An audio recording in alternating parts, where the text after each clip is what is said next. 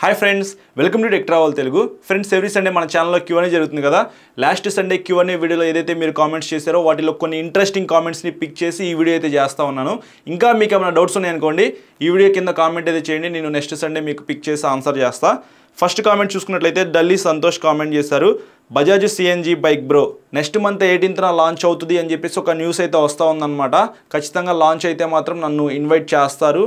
ఒకవేళ ఇన్వైట్ చేయకపోయినా సరే షోరూమ్కి వెహికల్స్ వస్తాయి కదా, అప్పుడు ఒక వెహికల్ తీసుకొని మీకోసం ఖచ్చితంగా రివ్యూ అయితే చేస్తాను అనమాట.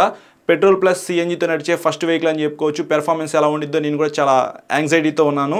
సో వన్స్ ఆ వెహికల్ వచ్చిన తర్వాత ఖచ్చితంగా రివ్యూ అయితే చేస్తా. సెకండ్ కామెంట్ చూసుకున్నట్లయితే శంకర్ కామెంట్ చేశారనమాట. అన్న Duke 250 versus NS 400Z which is better అన్న. ఖచ్చితంగా మీకు డ్యూక్ 250 చాలా బాగుండిద్ది బ్రో. స్పెసిఫికేషన్స్ పరంగా చూసుకున్నట్లయితే టాప్ నాచ్ అయితే ఉండిద్ది. అల్యూమినియం స్వింగ్ ఆర్మ్ అవ్వచ్చు, అలాగే back side 150 section radial tyre కానీ 43mm అప్సైడ్ డౌన్ సస్పెన్షన్, మీకు లుక్స్ కూడా చాలా బాగుండిద్ది. SOS ఇంజిన్ అయినప్పటికీ క్విక్ షిఫ్టర్ అయితే ఉందన్నమాట. సో చాలా బాగా ఎంజాయ్ చేస్తూ రైడ్ చేయొచ్చు. సో కొద్దిగా ప్రైస్ ఎక్కువ, మీకు ప్రైస్ ఎక్కువైనా పర్వాలేదు, నాకు టాప్ నాచ్ ఫీచర్స్ కావాలి అని అనుకుంటే మాత్రం మీరు డ్యూక్ 250 పర్చేస్ చేయండి. NS 400Z వచ్చేటప్పటికి బడ్జెట్లో తీసుకొచ్చారనమాట. సో ఆల్రెడీ ఆ వెహికల్ మీద నేను డెడికేటెడ్గా వీడియో చేశాను. మీరు ఒకవేళ ఆ వెహికల్ పర్చేస్ చేయాలి అనుకుంటే ఒకసారి ఆ వీడియో చూడండి. So 400cc 40 PS power 35 Nm torque generate చేసే బడ్జెట్ వెహికల్ NS 400Z కాబట్టి మీరు బడ్జెట్లో పెర్ఫార్మెన్స్ వెహికల్ కావాలంటే అది కొనుక్కోవచ్చు.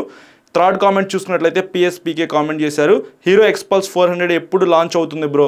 మేబీ నెక్స్ట్ ఇయర్లో లాంచ్ చేయొచ్చు బ్రో, ఎందుకంటే ఆల్రెడీ ఎక్స్పల్స్ 200 4V అయితే చాలా హిట్ అయిందనమాట హీరోలో. 400cc ఒక వెహికల్ అయితే రావచ్చు అని చెప్పేసి నేను అనుకుంటా ఉన్నాను, ఎందుకంటే లిక్విడ్ కూల్ ఇంజిన్తో వస్తుంది. హార్లీ డేవిడ్సన్ X440 ఉంది కదా, సేమ్ అదే ఇంజిన్ ఈ వెహికల్లో పెట్టేసి ర్యాలీ సస్పెన్షన్ పెట్టి వెహికల్ తీసుకొచ్చినా మనం ఆశ్చర్యపోవసరం లేదు. బట్ ఖచ్చితంగా అది కూడా హిట్ అయింది అనమాట, ఎందుకంటే ఈ మధ్య కాలంలో మన ఇండియాలో ఎక్కువ మంది అడ్వెంచర్ వెహికల్స్ పర్చేస్ చేసి రైడ్స్కి అయితే వెళ్తూ ఉన్నారనమాట. సో ఫ్యూచర్ అంతా మనకి ఎలక్ట్రిక్ వెహికల్స్ అలాగే అడ్వెంచర్ వెహికల్స్తో నిండిపోయిందని చెప్పాలి. తర్వాత భాను కామెంట్ చేశారు, అన్న N160 upside down video చేయన్న.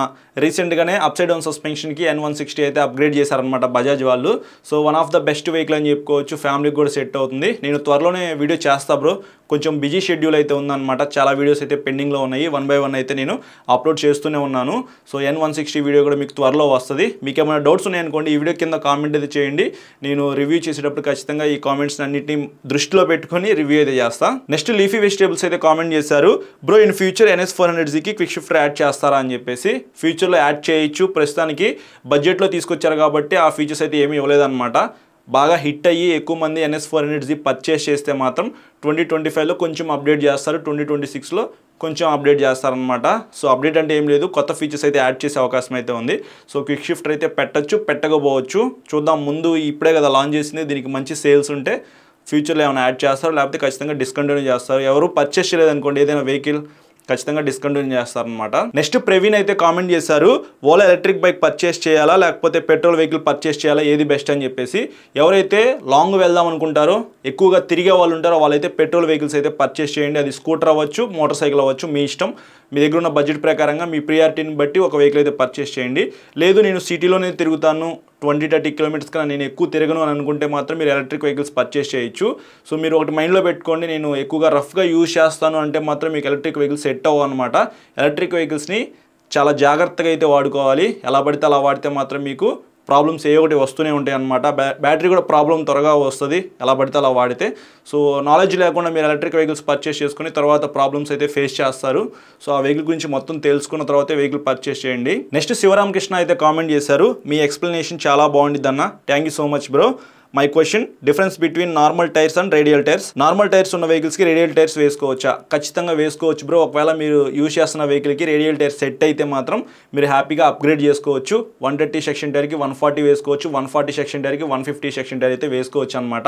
Normal టైర్స్కి radial టైర్స్కి తేడా ఏంటంటే, ఒకవేళ మీరు హైవే మీద ఎక్కువ స్పీడ్ వెళ్తున్నారనుకోండి, సో టైర్స్ అయితే కొద్దిగా ఎక్స్పాండ్ అవుతాయి అనమాట. రేడియల్ టైర్స్ అయితే మీకు మంచి గ్రిప్ అయితే ఇస్తాయి. అదే నార్మల్ టైర్స్ అనుకోండి, ఎక్కువ స్పీడ్ వెళ్ళేటప్పుడు మీకు ఎక్స్పాండ్ అవ్వవు, ఇట్లా సన్నగా అయిపోతాయి అనమాట. సో సన్నగా అయిపోయినప్పుడు మీకు అంత గ్రిప్ అయితే ఏమీ ఉండదు, స్కిడ్ అయిపోయి కింద పడిపోతారనమాట. సో నా వెహికల్ 140 వెళ్తుంది, 150 వెళ్తుంది, ఆ వెహికల్తో కంపేర్ చేసుకుంటే ఈ వెహికల్ ఎక్కువ స్పీడ్ వెళ్తుందని చెప్పేసి మీరు కొనుక్కుంటారు. సో స్పీడ్ జాగ్రత్తగా వెళ్ళినంతవరకు బాగానే ఉండిద్ది. పొరపాటున ఏదైనా అయిందనుకోండి, స్కిడ్ అయిపోయి పడిపోతే బండి పడిపోయి ఇరిగిపోయింది అనమాట. సో పెద్ద యాక్సిడెంట్ అయితే జరిగింది.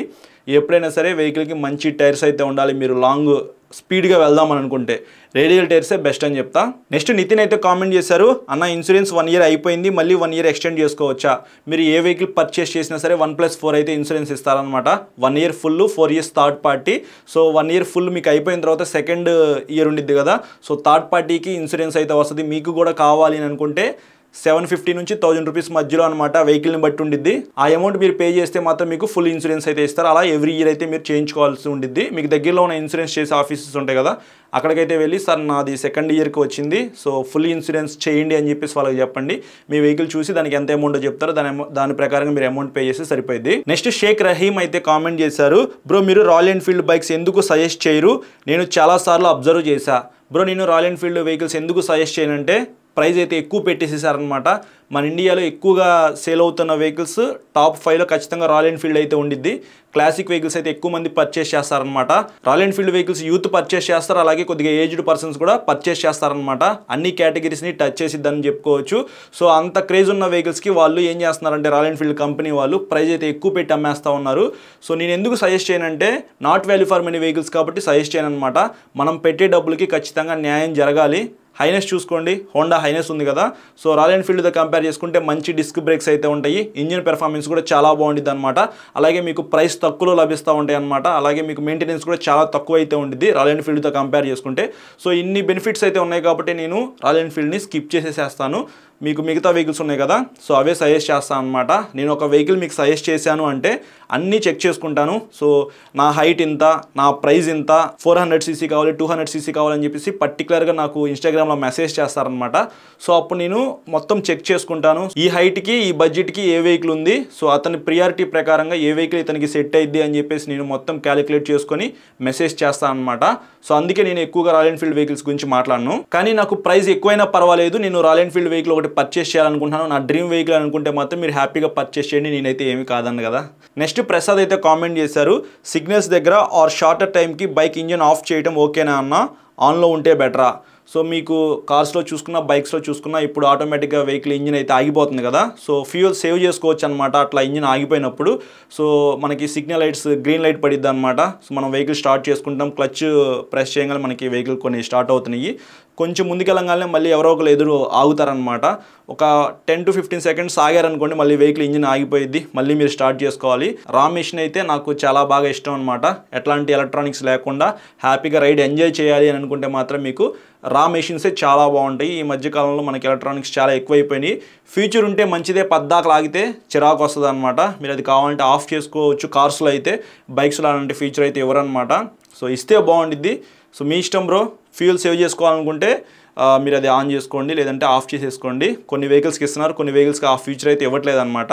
టీవీఎస్ రైడర్ 125 ఉంది కదా, దానికి ఆ ఫీచర్ అయితే ఉండదు. సో అదే ఆటోమేటిక్గా ఆగిపోయింది, మళ్ళీ మీరు క్లచ్ మూసి ఇట్లా తిప్పితే స్టార్ట్ అయిపోయింది అనమాట. సో ఆ ఫీచర్ ఇవ్వాలి ఖచ్చితంగా. సో ఇవి ఫ్రెండ్స్ నేను ఈ సండే పిక్ చేసుకున్న కామెంట్స్ అయితే, ఇవి నాకు కొద్దిగా ఇంట్రెస్టింగ్ అనిపించినాయి కాబట్టి నేను వీటికి ఆన్సర్ అయితే చేశాను అనమాట.